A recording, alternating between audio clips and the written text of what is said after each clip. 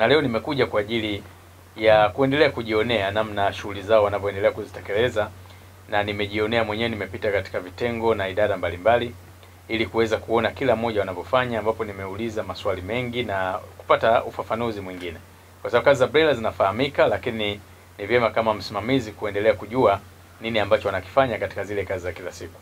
Kubwa ambalo nimejionea hapa ni tofauti ya kitu kimoja, kwa sababu mtu akitimiza wajibu wake ndio jambo ambalo sisi kama serikali tunataraji tuone kwamba linatimizwa, lakini wanatimizaji, hilo ndio jambo la msingi zaidi. Hilo ndio ambalo nimeliona kwa wenzetu wa BRELA wanalifanya katika namna kubwa, kwa sababu kinachotofautisha hapa ni swala la ufanyaji kazi kwa kazi kwa ile tunasema hard working, kufanya kazi ile hasa unafanya kwa kujitolea. Lakini la pili, ushirikiano.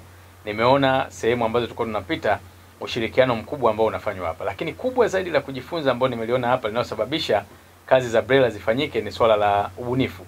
Ubunifu ndio limekuwa eneo kubwa ambalo linafanya kazi za BRELA zifanyike na ziweze kufanikiwa. Mfano, tumeona mambo ya kufungua kampuni, kuzisajili.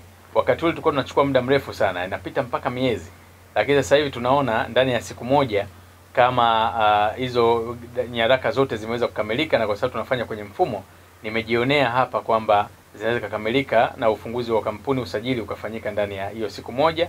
Na kingine nimeona kiu ile ya watendaji wenyewe ambao wanaonyesha hata hiyo siku yenyewe wanatamani kwamba isivuke. Tunazungumzia kwamba angalau ndani ya saa 24, lakini wao wanazungumzia ndani ya saa kadhaa. Tuelekee sasa kuwa na uwezo wa kwamba ile mtu akibonyeza tu sehemu moja anataka kufungua kwenye mtandao, basi aweze kuwa ameweza kusajili kampuni yake. Kwanza nipende kushukuru sana ujio wa naibu katibu mkuu, kwa sababu wakati mwingine tunapotembelewa na hawa viongozi inatusaidia sana sisi kutustua kwamba tuenende katika majukumu na utaratibu ule ambao wizara inautegemea.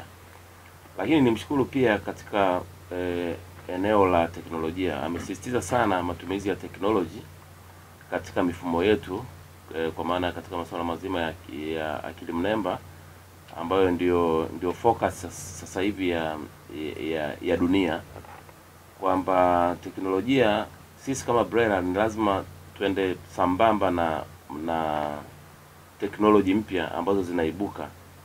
Na mwisho kabisa, Mheshimiwa Naibu Katibu Mkuu, ni kushukuru, na kwa kweli ujio wako umetufungua na sisi mawazo katika maeneo mbalimbali ambayo tunaamini kabisa baada ya wewe kuondoka na baada ya kuongea pia na management, mambo yote utakayotupatia maelekezo, basi sisi tutayafanyia kazi na tutakupa mrejesho kulingana na maelekezo yako.